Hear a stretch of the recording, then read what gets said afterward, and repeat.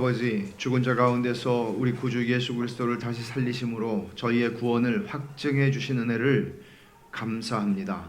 하나님 아버지, 우리 주 예수 그리스도의 부활하심과 같이 저희도 언젠가 죽을지라도 다시 살게 될 영광의 부활이 저희에게 있을 것을 믿음으로 소망합니다. 하나님 아버지, 이 땅을 사는 동안도 저희들이 새 생명을 살아갈 수 있도록 베푸시는, 날마다 베푸시는 은혜를 힘입어 부활의 생명을 누리게 하여 주시옵소서. 이 시간도 주께서 세례를 통하여 저희들에게 가르치시고자 하시는 것들을 말씀을 통해 온전하게 배우는 시간이 되게 해주시기를 원합니다. 예수님의 이름으로 기도하옵나이다. 아멘. 여러분, 우리가 은혜의 수단에 대해서 지금 공부를 하고 있는데요, 은혜의 수단이 세 가지가 있죠. 세 가지 뭐뭐 있죠? 말씀이 있고요, 그 다음에 성례가 있습니다. 그리고 기도가 있습니다. 지금 우리가 말씀을 배웠죠. 말씀에 대해서는 말씀을 읽는 것과 말씀을 듣는 것에 대해서 배웠고, 성례는 두 가지로 나눠지죠. 뭐가 있습니까? 성찬, 세례입니다. 이제 우리가 오늘 세례를 배우고 나중에 성찬을 또 공부하게 될 텐데, 보죠. 164문입니다. 신약 성경에 따르면 그리스도께서 그분의 교회 안에 제정하신 성례는 몇 가지입니까? 같이 읽죠. 신약 성경에 따르면 그리스도께서 그분의 교회 안에 두 가지 성례만을 제정하셨는데 곧 세례와 성찬입니다. 예수님이 제정하신 거는 두 개밖에 없어요. 그러나 로마 가톨릭에서는 7가지, 7성사라는 말 아마 들어보셨을 텐데 7가지 성례를 그들은 말합니다. 그래서 세례가 있고 견진이라는 것은 우리말로 하면은 우리 개신교에서는 입교라고 하는 것입니다. 그리고 성체, 고해 성사죠. 또 혼인, 결혼도 성례로 봅니다. 가톨릭에서는. 또 신품, 이거는 이제 그 직분을 받는 것입니다. 그리고 종부성사, 이제 임종할 때 하는 것이죠. 이런 7가지를 얘기하는데, 이런 것들 성경이 예수님께서 제정하신 법이 적이 없어요. 예수님이 하라고 하신 것은 세례와 성찬 두 가지뿐입니다. 그래서 세례는 어떤 의미가 있나 하면 교회의 회원권의 표시입니다. 그러니까 회원권이라는 말을 우리가 익숙하게 듣지는 않습니다. 회원권이라는 것을 보통 어디서 얘기를 하나 하면, 돈을 내고 뭐 골프 클럽이라든지 또는 뭐 무슨 좀 이런 데는 회원 뭐 돈을 1억이든지 뭐 1,000만 원이든지 500만 원이든지 돈을 내고 들어가서 멤버십을 얻는 그런 것을 보통 우리가 회원권이라고 얘기를 하는데, 교회에도 당연히 회원권이 있습니다. 교회는 그냥 아무나 그냥 이렇게, 물론 교회 문은 활짝 열려 있고 누구나 들어올 수 있습니다. 그러나 참된 교회의 회원이 되는 것은, 우리 교회에서 새 가족 교육을 할 때도 많이 강조하지만 예수 그리스도에 대한 온전한 신앙 고백을 가지고, 첫째 거듭남입니다. 그리고 거듭난 사람들은 그것을 신앙으로 고백하게 되죠. 고백하는 것에 기초해서 세례를 베풀었을 때 세례를 통해서 교회의 회원이 되는 것입니다. 그래서 옛날에는 이제 학교 다니는 사람들이든지 뭐 직장이든지 옛날에 이렇게 배지 같은 거 달고 다니는 거 여러분 아세요? 요즘에는 그런 거 안 하잖아요. 대학교 딱 신입생 들어가면 그 학교 배지를 달고 다녔다니까요. 근데 지금은 그런 거 없죠. 교인들도 그런 교회 다니는 사람의 배지는 뭔가 하면 세례예요. 세례를 통해서 우리는 교회의 회원이 된다는 것입니다. 그러면 여러분 어떻게 되겠어요?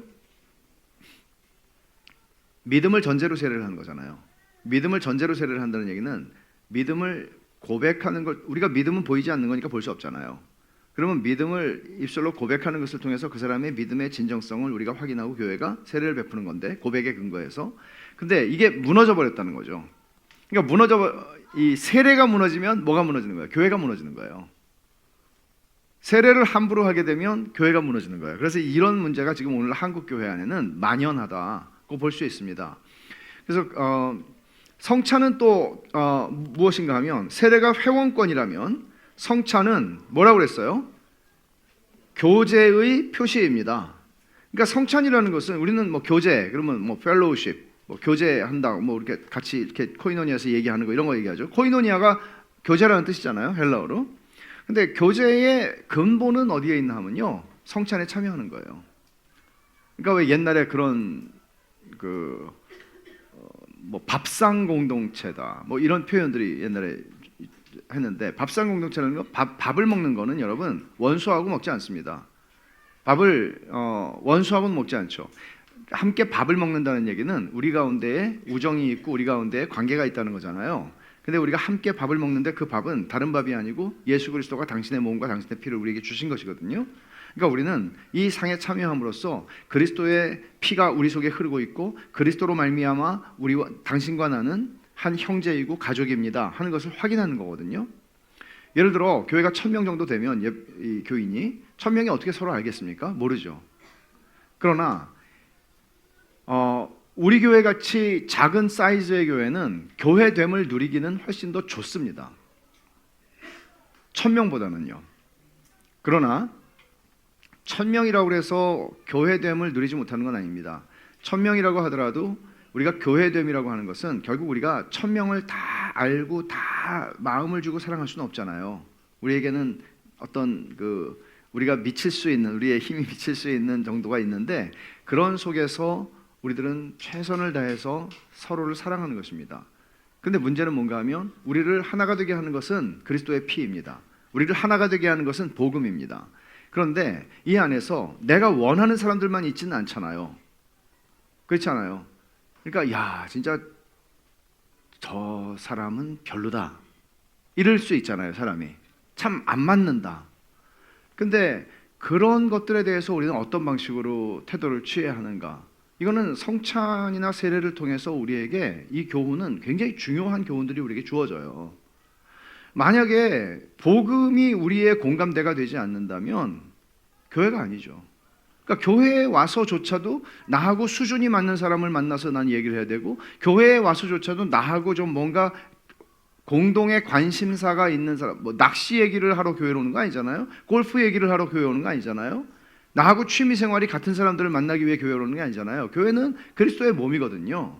그럼 그리스도와 복음이 우리의 중심이 되고, 예를 들어 여러분 한 가족에서 나하고 동생이 있는데 나는 정말 공부를 너무너무 못해가지고 고등학교도 못 갔는데 우리 형은 박사가 됐다고 쳐봅시다. 그러면 이게 제대로 된 집안이고 형제라면 박사가, 제가 동생이라고 그랬나요? 형이라고 그랬나요? 하여간 박사 동생이 공부를 못한 형을 무시하거나 나하고는 상종할 수 없다 이렇게 한다면 그건 제대로 된 가족이 아니잖아요. 그럴 수 없잖아요. 우리는 다 어떤 세상적으로는 어떤 차이들이 있을 수 있지만 가족이라고 하는 것은 그 차이를 넘어서는 거잖아요. 차이를 넘어서는 사랑이 있는 거잖아요. 그게 교회거든요. 그러니까 교회에서 우리의 신앙이 점점 자라나고 견고해지게 되면 나하고 비슷한 사람을 찾는 것이 아니라 내가 사랑하는 주님을 사랑하는 사람들을 만나게 되는 거거든요. 그게 교회거든요.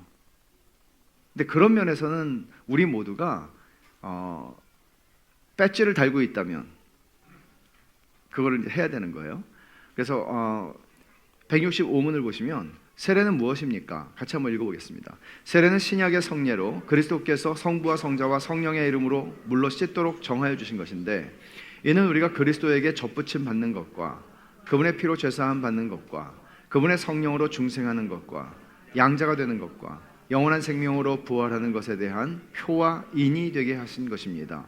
이로써 세례받은 사람들은 보이는 교회에 엄숙하게 받아들여지고 전적으로 그리고 오직 주님의 것이 되기로 약속하는 것을 공개적으로 고백하는 것입니다. 여기에 세례의 의미들을 굉장히 정말 많은 것들을 잘 요약을 해주었는데요.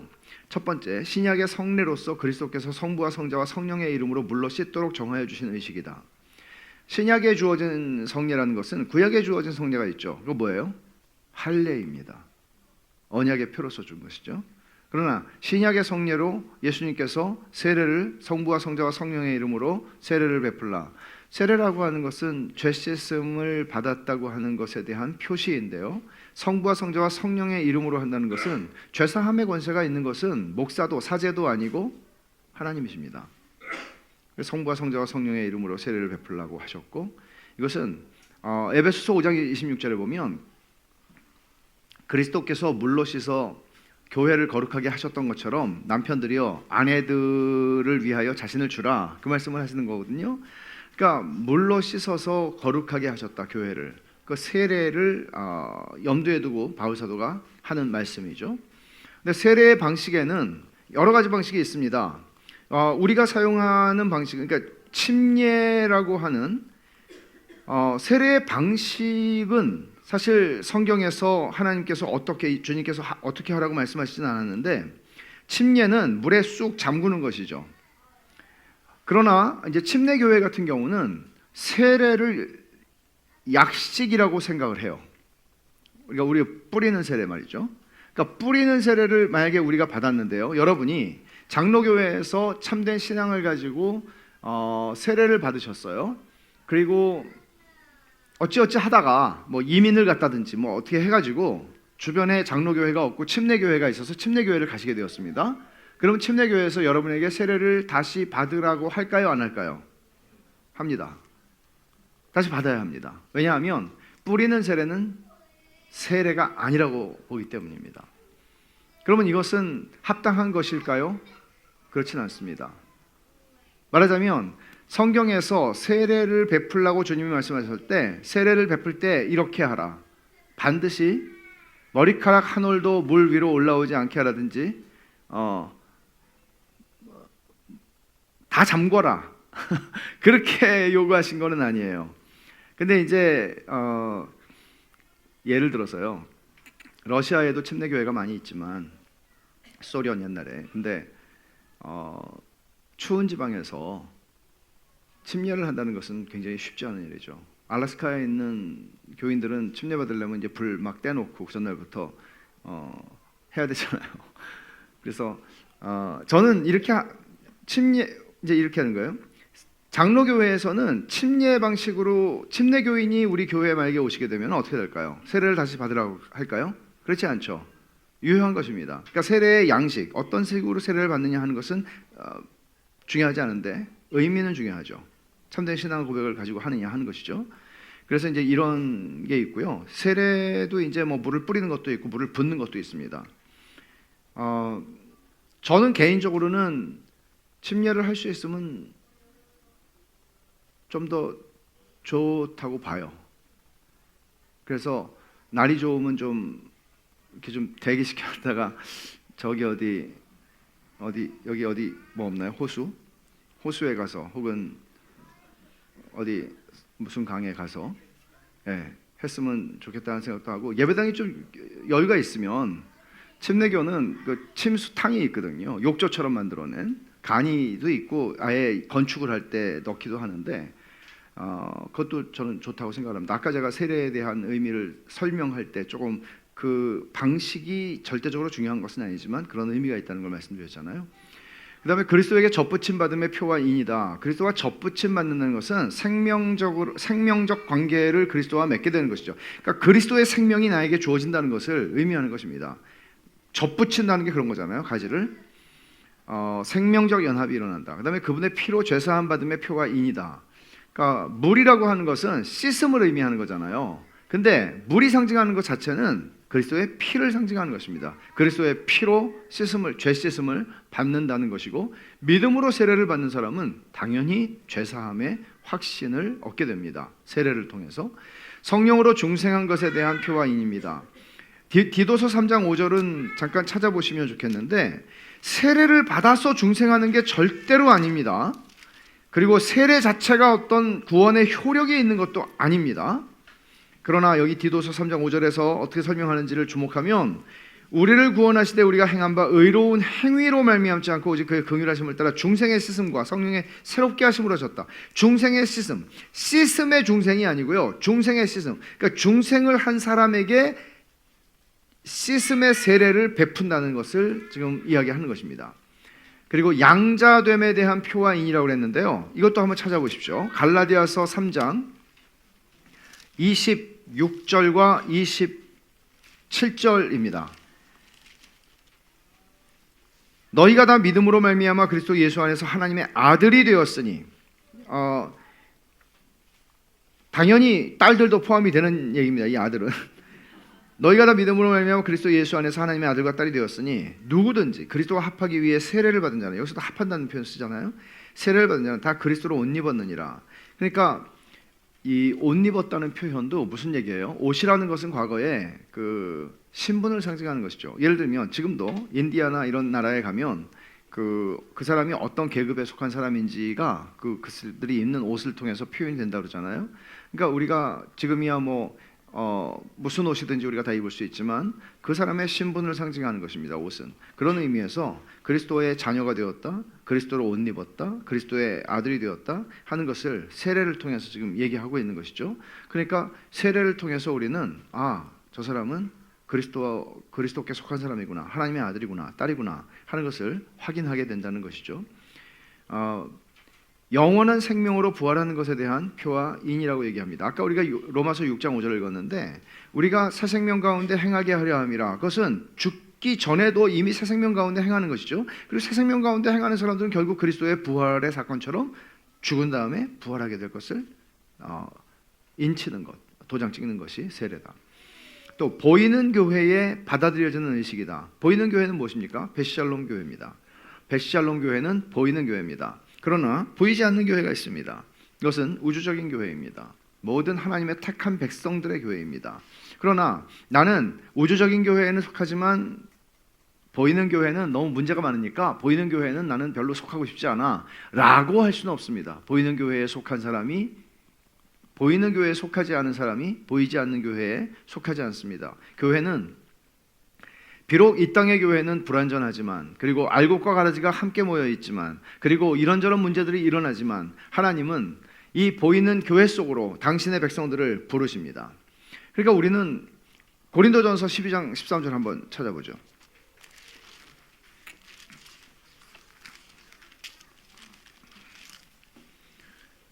우리가 유대인이나 헬라인이나 종이나 자유인이나 다 한 성령으로 세례를 받아 한 몸이 되었고 또 다 한 성령을 마시게 하셨느니라. 보세요. 유다인, 헬라인. 이거는 오늘날 우리 사회, 한국 사회에서 우리를 가르고 있는 예를 들어서 태극기와 촛불이 위험한 발언인 줄 알면서 태극기와 촛불이 함께 그리스도와 합하여 세례를 받았어요. 근데도 나는 촛불하고는 상종 안 해. 나는 태극기하고는 상종 안 해. 이렇게 하면 나가세요. 진심으로 하는 얘기예요. 그렇게 할 거면 나가세요. 그 사람에게는 그리스도보다 더 중요한 게 있는 겁니다. 교회는 태극기와 촛불에 의해서 그리스도의 몸을 찢을 수 없습니다. 저는 분노합니다. 태극기의 이름으로 그리스도의 몸을 찢으려 하는 자들이 너무 많습니다. 촛불도 좀 있겠죠? 그래서는 안 됩니다. 여기서 유대인과 헬라인, 종이나 자유인, 사회적인 간극이 이렇게 클 수 있습니까? 종이나 자유인. 지금 우리는 노예제도를 시행하고 있지 않은 자유 대한민국에 살아가고 있습니다. 근데 종과 자유인이 그리스도 안에서 똑같이 세례를 받는다고요? 말도 안 되는 거죠. 그러니까 이게 전에 제가 아비투스라고 하는 말을 전에 그 길다리미 할 때 썼잖아요. 그러니까 정말 이 원형 경기장에서 죽임을 당하는 그리스도인들을 보면서 세상이 로마 제국의 그 사람들이 깜짝 놀란 거죠. 왜냐하면 분명히 자기들이 알기로 저 사람은 주인이고 저 사람은 그 집의 종이거든요. 근데 그들이 서로 입맞추고 그 마지막에 서로를 사랑하며 함께 죽임을 당하는 거예요. 그러니까 그 원형 경기장에서 그들이 죽임을 당하는 것은 이 세상에 기독교를 이 세상에 선포하고 선전할 수 있는 최고의 복음 전도의 장이 되었다고요. 뭘로? 유대인과 헬라인, 종과 자유인이 그리스도와 합하여 한 세례를 받았고 한 성령을 받아 마심으로써 그들이 한 몸이 된 거죠. 그러니까 교회가 왜 중요한가 하면 교회는 이 세상 앞에 그걸 보여줄 수 있는 거예요. 복음을 전하는 건 들려주는 복음이지만 교회의 존재는 복음을 눈으로 보게 하는 거예요. 교회는 그게 돼야 되는 거예요. 그러니까 제가 세례를 무시하고 성찬을 무시하는 것이라는 것은 내가 저 사람 보니까 나하고 사회적으로는 저 사람은 좀 같이 어울릴 사람이 아닌데 이렇게 생각하는 거는 그리스도의 몸을 찢는 거예요. 그렇게 잘났는데 왜 주님이 필요해요? 그렇게 잘난 사람이. 그리고 나는 나 같은 것이 어떻게 저분이 우리 아버지 회사의 사장님이신데 나 같은 것이 어떻게. 교회 안엔 그게 없는 거예요, 여러분. 그래서 제가 옛날에 그 한전 본사 사무실이 서울 삼성동에 있었는데요, 한 8년 정도 한전 본사 신우회 설교를 했었거든요. 근데 계급사회잖아요, 이 회사라는 게. 아니, 신우회 예배를 드리는데 무슨 거기 한전 임원들은 의자가 다른 거예요. 보좌야, 보좌. 의자가 이렇게 이 팔걸이도 있고 이렇게 딱 거기 쫙 앞에 앉으시는 거예요. 그리고 이제 일반 사원들은 이제 뒤에 쫙 앉죠. 근데 끝나고도 임원 식당은 레스토랑, 진짜 좀 고급 레스토랑이고요. 그냥 일반 식당은 이게 식판 들고 이렇게 받아가는 그거고요. 그 끝나고 또 이렇게 갈라지는데 저는 이제 이분도 이쪽으로 가자고, 목사님 이쪽으로 가자. 또 이쪽으로 가는 게 영 내가 그리스도 안에서 귀족들하고 노는 것 같아가지고 되게 어렵더라고요. 근데 돌아가신 분인데 한 분 유명한 그 충영교회 장로님 계셨어요. 그때 처장이셨는데 그분은 그런 의자에 앉지 않으세요. 그리고 그분은 항상 저쪽 식당에 가서 드세요. 신우회 끝나고. 근데 되게 존경스러운 분이셨죠. 근데 그리스도인들은 내가 이런 사람이다 하는 그런 거가 없어질 만큼 멋있을 수 있거든요. 진짜 멋있을 수 있거든요. 그래서 이제 그런 것들이 교회 안에서는 다 무너지는 거예요. 왜? 그리스도 때문에. 한 성령으로 그리스도로 합하여 세례를 받았으니까. 그다음에 전적으로 그리고 오직 주님의 것이 되기로 약속하는 것을 공개적으로 고백하는 의식입니다. 그러니까 세례를 할 때 우리가 신앙 고백을 하잖아요. 신앙 고백을 하고 서약을 하잖아요. 근데 사실은 참 작은 사이즈의 교회가 좋다는 것이, 저는 작은 게 좋다 꼭 그건 아니에요. 왜냐하면 작아도 타락했고 작아도 나쁘게 되는 게 되게 많거든요. 큰 교회만 비판하는 사람도 있는데 큰 교회는 보이는 거고 작은 교회는 잘 안 보일 뿐이에요. 그러니까 그 차이가 전 별로 없다고 보는데, 그러나 세례를 도매금으로 하는 건 참 별로다. 개인적으로 생각을 해요. 좀 더 개인화되면 좋겠다는 생각이에요. 그러니까 저는 우리 교회에서 유아 세례 받는 거나 세례 받는 거나 다 참 감사한 것이 뭔가 하면, 우리가 그 한 분의 세례 받는 한 분의, 그리고 세례 받는 아이의 부모들에게 딱 우리가 주의를 모으면서 정말 저런 고백을 가지고 세례를 받는구나, 모두가 동의할 수 있잖아요. 그저 묻는 말에 대답하세요. 네 하면 세례를 베푸는 게 아니라. 그러니까 이런 면에서는 저는 우리 교회에서 세례를 하는 것이 굉장히 감사한 것 같아요. 공개적인 고백이 필요하다. 그리고 전적으로 우리가 오직 주님의 것이 되기로 하는 것, 그 내용이 있는 것이죠. 166문입니다. 세례는 누구에게 베풀어야 합니까? 같이 봅니다. 세례는 그들이 그리스도에 대한 믿음과 순종을 고백할 때까지는 보이는 교회 밖에 있고 약속의 언약을 알지 못하는 어느 누구에게도 베풀 수 없습니다. 다만 부모 두 사람 모두 또는 한편이 그리스도에 대한 믿음과 순종을 고백하는 가정의 유아들은 언약 안에 있으므로 그들에게는 세례를 베풀어야 합니다. 세례의 대상, 먼저 안 된다, 부정. 보이는 교회 밖에 있고 약속의 언약을 알지 못하는 사람에게 베풀 수 없습니다. 왜냐하면 이것은 언약을 인치는 것이기 때문에 그렇습니다. 그 언약은 주께서 교회와 맺으신 것이고, 또 주님은 교회를 그리스도의 몸, 당신의 몸이라고 하시거든요. 그리스도께 속하게 되는, 접붙임을 받고 속하게 되는 것이에요. 그래서 나는 교회를 다니지 않겠습니다라고 하는 사람에게 세례 베풀지 않습니다. 그리스도에 대한 믿음과 순종을 고백할 때까지도 세례를 베풀지 않습니다. 그래서 세례를 좀 받으시죠 라고 말하는 것은 좋지 않습니다.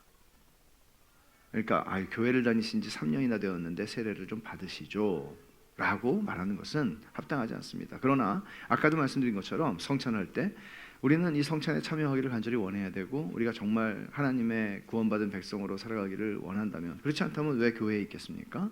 그래서 교회에는 거듭난 자들, 거듭나서 신앙을 고백하고 세례를 받은 교인들과 교회 회원이죠, 구원을 열망하는 자들이 있는 것입니다. 구원을 바라지 않는다면 교회에 있을 이유가 있겠습니까? 그래서 그들 가운데 참된 거듭남이 일어나고 회심이 일어나고 신앙을 고백하게 되고 세례를 받게 되고 교회에 가입하는 일들이 일어나는 거죠. 그래서 믿음과 순종을 고백할 때까지는, 여기 믿음과 순종이라고 말한 것을 주목해 보십시오. 단순히 믿음이라고 얘기하지 않습니다. 믿음은 우리가 다 중요하게 생각을 하지만 그 다음에 순종을 한번 보면 야고보서 2장 찾진 않겠습니다. 죽은 믿음은 행함이 없는 믿음이라고 야고보서는 얘기합니다. 그러면 순종을 통해서 우리는 우리의 믿음을 증거하는 것인데, 그럼 생각해 보십시오, 여러분. 이 사람이 100% 순종하는 사람인가를 말하지 않습니다. 여기서 믿음과 순종을 고백할 때까지라고 얘기하죠. 믿음을 고백하고 100% 순종하는 사람에게만 세례를 베푼다가 아니에요. 믿음과 순종을 고백하는 사람에게 주는 거예요. 그러면 이렇게 얘기하는 거죠. 당신은 그리스도께 삶과 죽음에 있어서 그리스도께 온전히 순종할 겁니까? 그리스도께서 명하시면 순종할 겁니까? 그러면 저는 그럴 자신은 없는데요. 믿기는 하는데 그럴 자신은 없는데요. 그건 어떻게 해야 되죠? 그것은 안 믿는 것입니다. 그것은 안 믿는 것입니다. 우리는 그저 그리스도를 믿지만, 구주와 주님으로 믿지만, 또 이런 것도 있죠. 한동안 논란이 너무나 많이 되었던 것인데 그리스도를 구주와 주님으로 분리시키는 것입니다. 구주, 세이비어, 나의 죄를 속하신 구세주예요. 그리고 주님은 로드, 나의 주님이시죠. 주인이시죠. 그러면 내 삶의 주인이신가? 어떤 사람들이 이렇게 얘기한 거죠. 이제 미국에서 그런 논쟁이 있었는데요. 주재권 논쟁이라고 그래요. 주재권 논쟁. 주재권이라는 것은 로드십, 주님이 나의 주인이시다 하는 것인데, 어떤 사람들이 이렇게 고백하는 거예요. 나는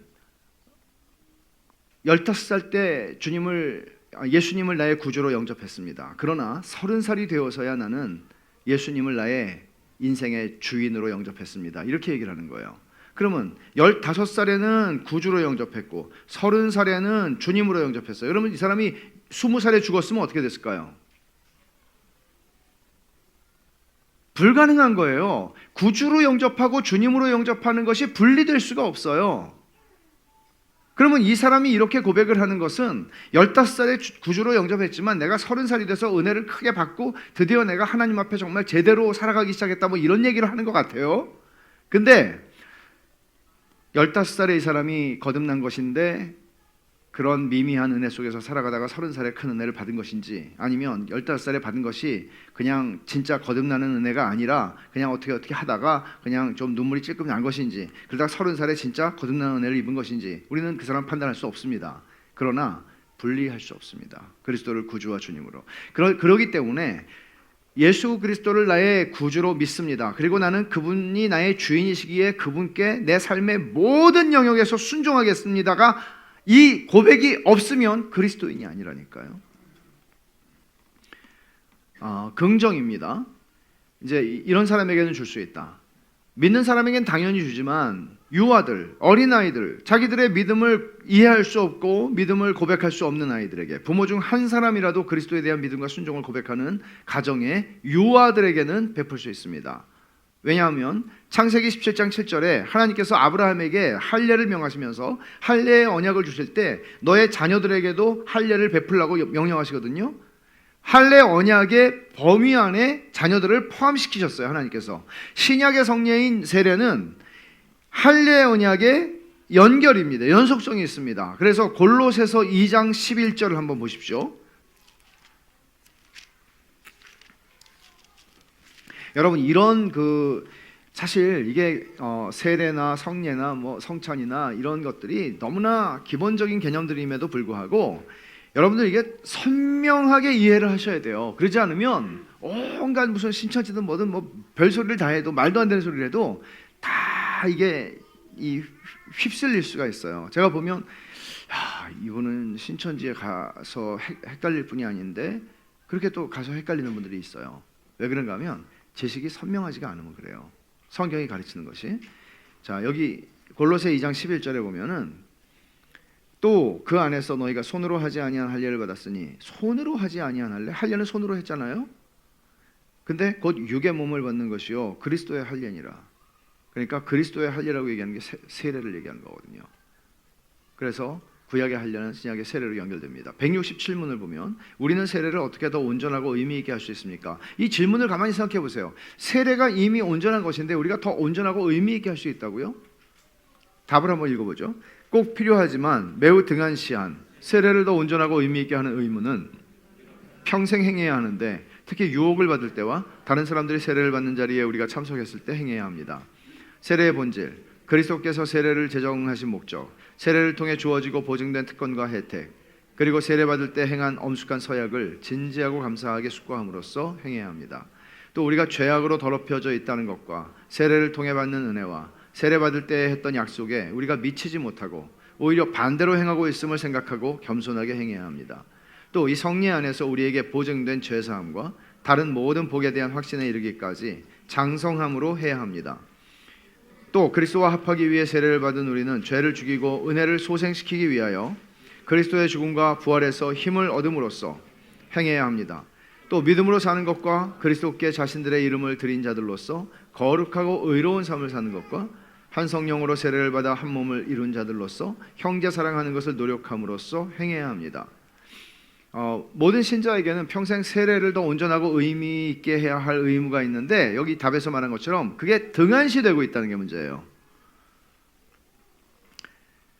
자, 유혹을 당할 때, 시험을 받을 때죠. 그리고 다른 사람들이 세례받는 자리에 임할 때, 여러분 세례가 하나님이 우리에게 주시는 은혜의 수단이라고 그랬는데 그러면 세례는 한 번만 받는데 그러면 일생에 한 번만 유효한 것입니까? 아닙니다. 교회 안에서 세례받는 사람들이 있잖아요. 세례받는 사람들이 있을 때마다 우리는 세례를 통해서 하나님이 주시는 은혜를 새롭게 받습니다.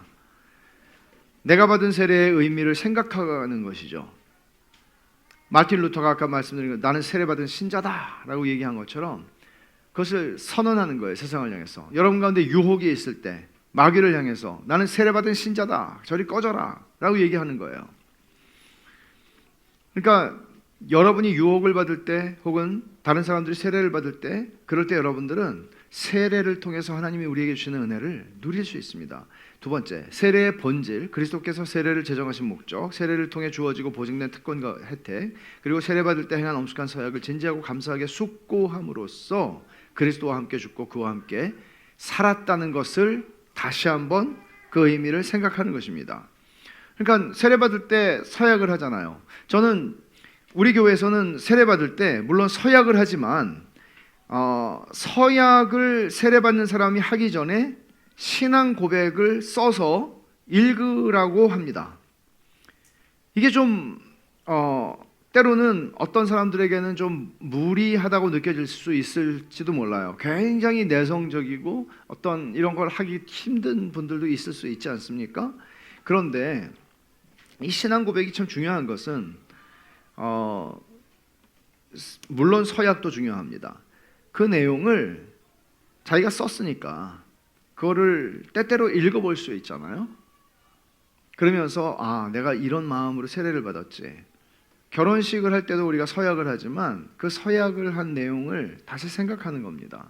때때로 어떤 사람들은 뭐 결혼기념일에 그것을 다시 그 서약을 서로 읽으며 다시 마치 언약을 갱신하는 것처럼 할 수도 있겠습니다만은 세례를 받을 때 다른 사람들이 우리는 그 세례의 본질과 예수님이 세례를 제정하신 목적과 세례의 의미와 이런 것들을 다시 생각하고 내가 그때 어떤 서약을 했는지를 다시 생각하는 거예요. 그게 뭐예요? 그리스도와 함께 죽었고 그리스도와 함께 사는 것입니다. 세 번째, 우리가 죄악으로 더럽혀져 있다는 것과 세례를 통해 받는 은혜와 세례받을 때 했던 약속에 우리가 미치지 못하고 오히려 반대로 행하고 있음을 생각하고 겸손하게 행함으로써 우리는 세례를 더 온전하고 의미 있게 할 수 있습니다. 그러니까 내가 정말 세례에 못 미치는 삶을 사는구나. 세례받은 자로서 새 생명 가운데 행해야 하는데 내가 옛 생명 가운데 마치 나의 옛사람은 이미 죽었는데 옛사람이 살던 방식으로 나는 사는구나. 이건 아니지 라고 돌이키게 되는 것입니다. 이게 날마다 회개하는 신자라는 것이죠. 세례 안에서 우리에게 보증된 죄사함과 다른 모든 복에 대한 확신에 이르기까지 장성함, 성장함으로써 그리할 수 있습니다. 그러니까 세례를 통해서 예를 들어서 내가 정말 이렇게 범죄하고 살아가다니 내가 어떻게 용서받은 사람이란 말인가 이런 생각들을 할 때가 있지 않습니까? 그럴 때 우리는 다시 우리의 세례를 생각하는 것입니다. 베드로전서 3장 2절을 한번 찾아보십시오.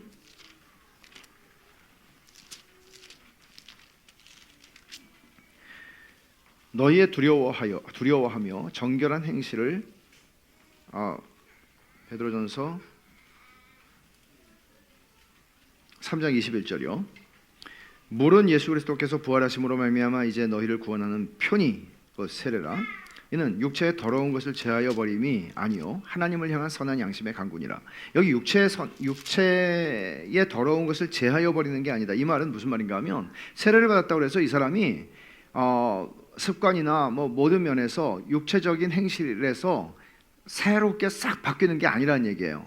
뭔가 하면 세례의 의미에서 중요한 것은 하나님을 향한 선한 양심의 강군이라. 하나님, 제가 이렇게 하나님 앞에 세례를 받은 존재로서, 이 은혜를 받은 존재로서 이렇게 살기를 원합니다라고 하나님 앞에 바른 양심을 가지고 고백을 했잖아요. 그 고백에 합당하게 살아가기를 원하는 것이죠. 그 안에서 자라가는 것이죠. 그리고 배우고 확신한 일에 거하라고 디모데후서 3장에서 바울 사도가 디모데에게 말할 때, 여러분이 세례를 받은 사람으로서 다시 한번 여기 찾아보죠. 골로새서 3장입니다.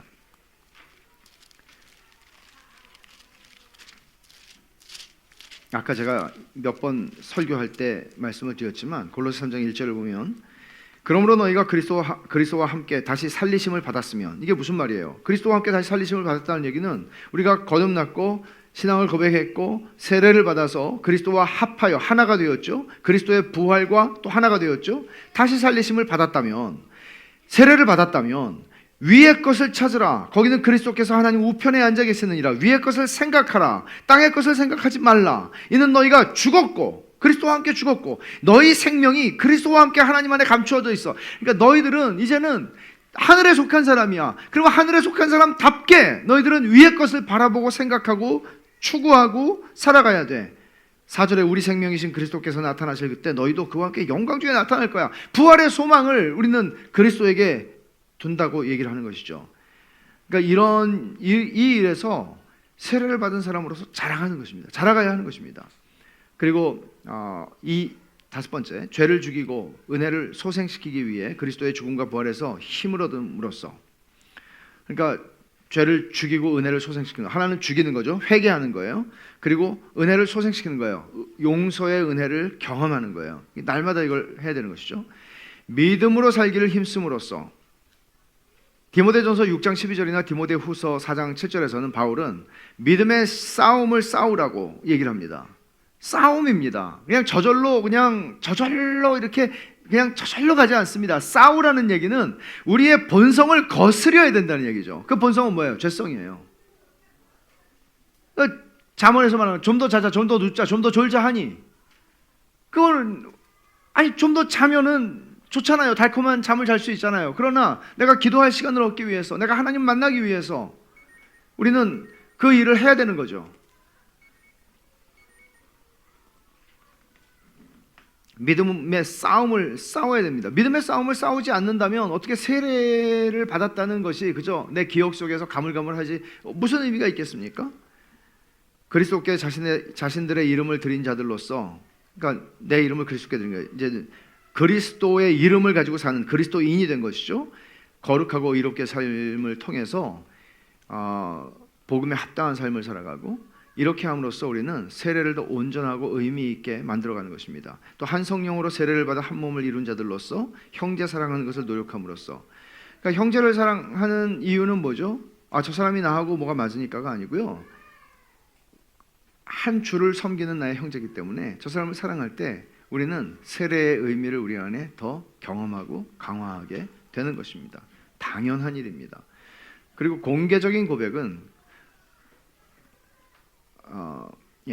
교훈과 적용을 보면 세례를 교회의 회원권의 표지로 이해할 때 공개적인 고백이 중요한 이유가 뭘까요? 공개적인 고백을 하게 됨으로써 기존 회원들은 저 사람이 우리와 동일한 신앙 고백을 가진 사람이구나, 동일한 하나님을 동일하게 믿는 사람이구나, 세례를 통해서 우리는 그리스도의 몸의 지체가 되었구나, 가족이 되었구나 하는 것을 보게 되는 거죠.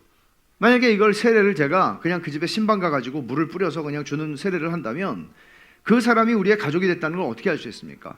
세례는 그래서 교회에서 모든 가족들이 보는 앞에서 행하는 것입니다. 만약에 이런 것들이 선명해지면 선명해질수록, 그러니까 교회는 가만히 들어올 수 없어요. 교회는 공적으로 들어오는 거예요. 그래서 우리가 6주 동안 새가족 과정을 하고 이미 예수님을 믿으시는 분들이 계시죠. 세례를 여기서 받지 않고. 그렇지만 그런 고백들을 통해서 우리는 더 선명하게 우리 가족이라는 것을 알게 되는 것이죠. 공개적인 고백은 고백하는 사람 편에서의 의무 맹세를 포함한다. 이 말은 무슨 말인가 하면요, 로마서 14장 7절 8절에서 우리가 주를 위해 살고 주를 위해 죽는다, 우리 가운데 아무도 자기를 위해 살고 죽는 사람 없다, 그렇게 얘기하잖아요. 이게 공개적인 고백이에요. 당신도 그러세요? 나도 그래요. 그럼 우리는 한 사람 하나군요. 이렇게 된, 이게 교회예요. 그래서 이렇게 살겠습니다라고 하는 것이죠. 그러므로 교회에서는, 오늘날에는 그런 것을 다 잃어버렸습니다만은, 교회에서는 당신은 주를 위해 살고 주를 위해 죽는데 어떻게 당신은 돈을 위해 살고 명예를 위해 살고 당신 자신의 이익을 위해서 삽니까? 라고 하는 일들이 일어날 때, 공개적으로 일어날 때 교회는 그것을 치리하는 것입니다. 그럼으로써 교회를 보존하는 것이에요. 그런 일이 안 일어나죠. 예를 들어서 공인이 되어 있는 어떤 사람이 있다고 한다면, 뭐 그게 정치계에서나 또는 학계에서나 또는 경제계에서나 어떤 공인이 되어 있는 분이 그리스도인이라고 할 때 참 조심스럽죠. 왜냐하면은 내가 유명할수록 하나님의 이름을 영광스럽게 할 수도 있지만 욕되게 할 수도 있잖아요. 그럴 때 교회들은 사실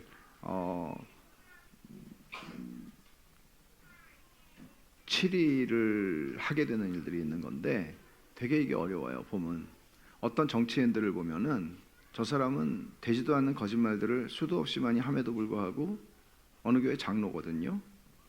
그러면 저는 저 교회 목사는 뭐 하고 있나? 그 교회 당회는 뭐 하고 있나? 뻔히 어디 가서 자기가 장로라고 얘기하고 다니고 그렇게 하는데, 그러면 하나님의 이름이 더럽혀지는 것이거든요. 그래서 공개적인 고백은 그런 어떤 서약 의무를 포함한다는 것입니다. 그리고 보이는 교회를 옮기는 문제가 어떤 영향을 미치는가 하는 것인데, 보이는 교회를 옮길 때, 그러니까 지역 교회를 옮길 때 우리는 세례를 그때마다 계속 받지는 않잖아요. 근데 공개적인 고백은 필요하고 중요하죠. 왜냐하면 그분이 세례받았다는 세례 증서를 보여주는 것이 합당하고, 교회를 옮길 때에는 이명증을 가져오는 것이 합당하지만, 여러분 전학 가는데 예를 들어서 제가 예를 들어서요, 광주에서 서울로 갔어요. 그러면 서울에 학교를 가면은 여기서 공부하던 그 증명서를 옮겨가야 전학이 받아줄 거 아니에요. 교회도 사실 똑같아요. 근데 교회는 그런 게 무너져 버렸거든요. 그러다 보니까 그냥 교회에서 좀 어떤 치리를 받는 일이 생기거나 그러면 또 교회를 다른 데로 옮겨버리기도 하고, 이런 일들이 참 많이 일어나는 거죠. 그런 오늘날의 현실, 무너져 있는 현실들을 우리가 생각하더라도 우리가 교회를 옮길 때, 여러분들은 어떤 경험들을 과거에 가지고 계신지는 모르겠지만, 교회를 옮길 때 그냥 등록하고 쑥 들어가서 그냥 다니고 있으면 되는 거죠. 가끔가다 목사님이 전화가 올 것이고. 근데 이런 식으로 교회 생활하는 것은, 그거는 그리스도의 은혜를 부정하는 것이나 다름없다고 저는 생각을 해요. 그건 교회가 아닙니다. 그래서 자신의 신앙을 공개적으로 고백하는 것이 참 중요하다. 근데 전체적인 고백도 가능하지만 소그룹이나 어떤 이런 데서 고백하는 거 되게 중요한 것이죠. 그래서 제가 새가족 등록 신방할 때에도 되게 꼬치꼬치 물어보는 것 중에 하나는 당신의 영혼의 상태는 어떻습니까? 하는 거거든요. 그러니까 자신의 영혼의 상태에 대해서 질문을 받아본 적이 없는 분들이 굉장히 많으시지만, 그 질문을 제가 꼬치꼬치 저는 구원받은 사람입니다. 그럼 구원받은 사람인 증거가 뭐죠? 물어보거든요. 이렇게까지, 아니 전에 누가 압박 면접이라고 표현한 분이 계시는데, 압박을 누가 하겠어요? 근데 이거는 되게 중요한 문제잖아요.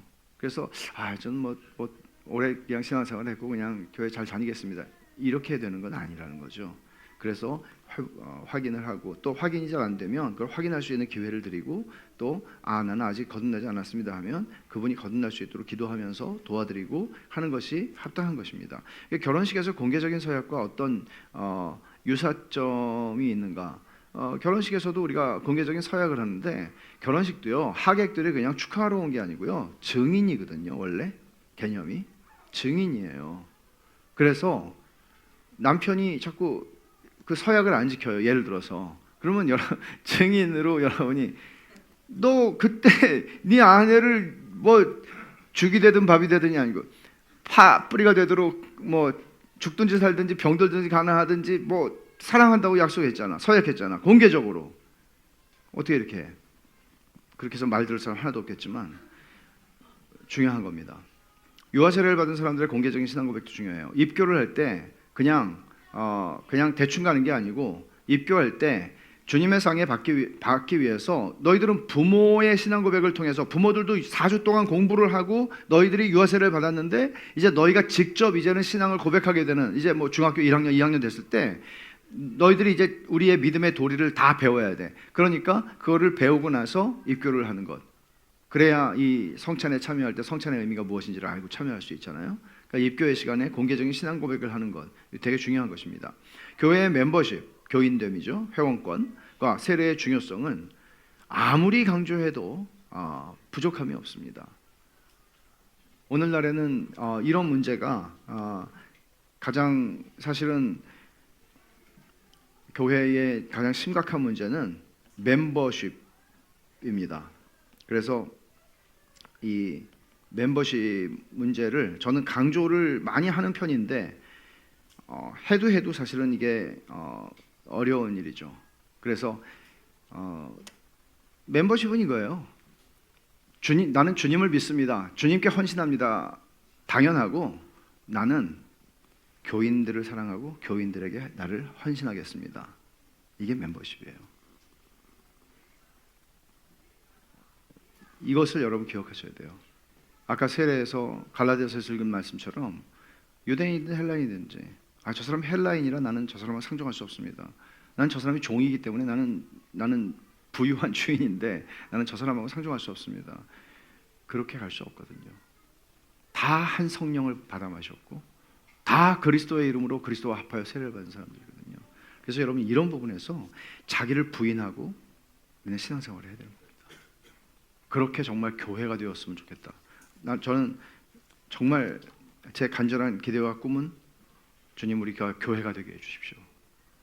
복음이 보일 수 있는 교회가 되게 해주십시오.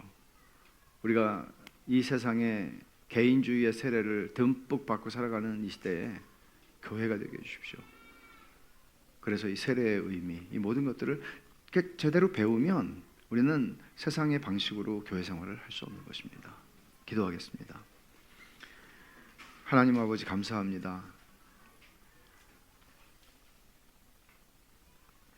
세례를 통하여 그리스도와 하나가 되게 하셨고 세례를 통하여 그리스도의 죽으심과 부활에 참여하는 자가 되게 하셨습니다.